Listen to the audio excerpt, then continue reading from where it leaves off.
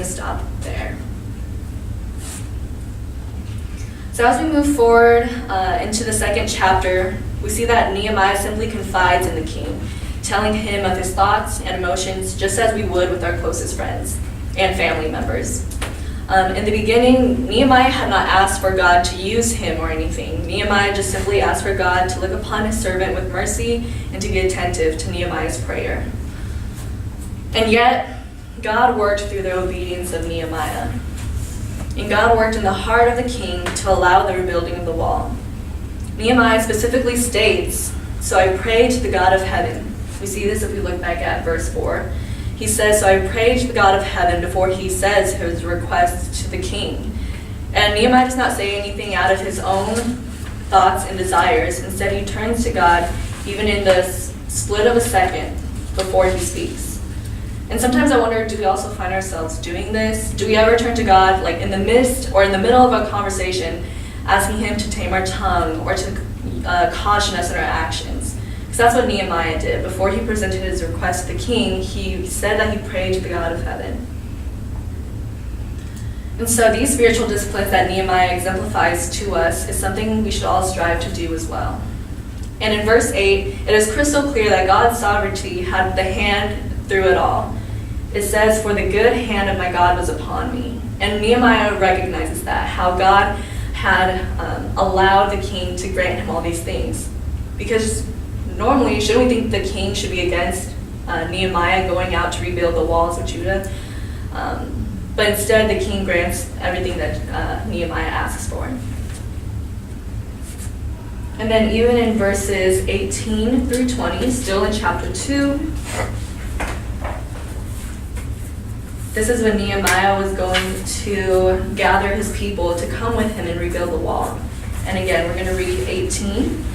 He says, "And I told them of the hand of my God that had been upon me for good, and also of the words that the king had spoken to me. And they said, 'Let us rise up and build.' So they strengthened their hands for the good work.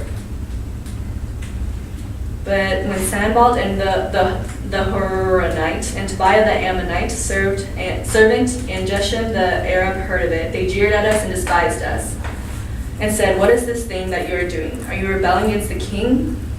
Verse 20 says, "Then I replied to them, 'The God of heaven will make us prosper, and we his servants will arise and build. We have no portion or right or claim in Jerusalem.'" So again, Nehemiah just recognizes how God had allowed all this and how God's hand had been working to even allow Nehemiah to lead the Jews back to Judah to rebuild the walls. Now moving forward, we have our stage set. Now Nehemiah is going to go back to Judah with his people and they're going to rebuild the wall. He takes initiative and inspects the fallen wall. He gathers his people and he potentiates the action to rebuild. However, we're going to begin in chapter 4, where we will see the various oppositions Nehemiah and God's people faces. So again, we're going to hit the oppositions that Nehemiah will face. We're going to go into chapter 4, so you guys can flip with me there. We're just going to be reading various verses, but just follow along with me as we read. We're going to start chapter 4, verse 2. And it reads, "And he said in the presence of his brothers and of the army of Samaria, 'What are these feeble Jews doing? Will they restore for themselves? Will they sacrifice? Will they finish up in a day? Will they revive the stones out of the heaps of rubbish and burned ones at that?'"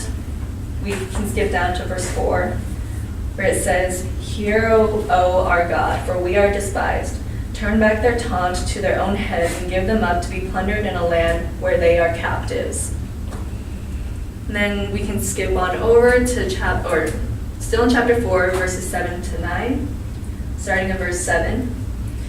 "But when Sanballat and Tobiah and the Arabs and the Ammonites and the Ashdodites heard that the repairing of the walls of Jerusalem was going forward, and that the breaches were beginning to be closed, they were very angry.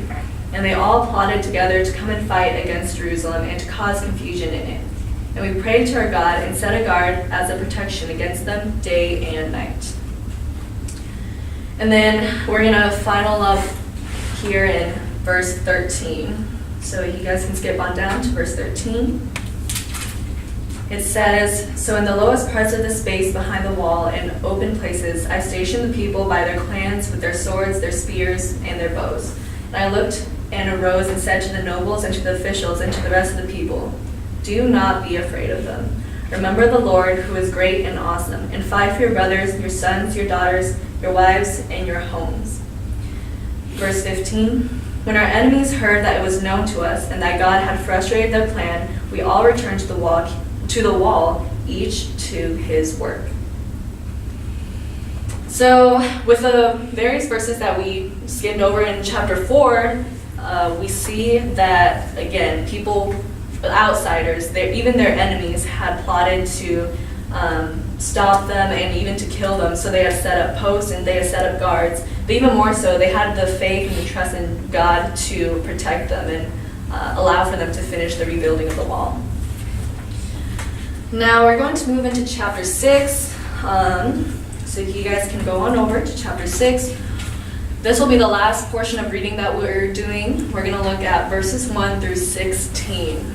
So we see oppositions from the Jews' enemies, and now we're going to see opposition against Nehemiah himself.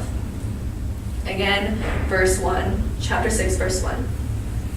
"Now when Sanballat and Tobiah and Geshem the Arab and the rest of our enemies heard that I had built the wall and that there was no breach left in it, Sanballat and Geshem sent to me, saying, 'Come and let us meet together in Hakkephirim in the plain of Ono.'